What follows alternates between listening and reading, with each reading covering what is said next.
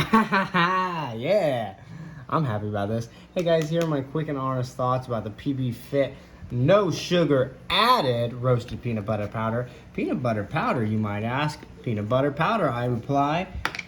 And the best way to explain it, just take some. Wow. They mean it when they say peanut butter powder. If I believed in double dipping, I'd put my spoon right back in there, but I'm a good boy. I don't double dip. It's powder. I don't want to get the rest of the jar all weird.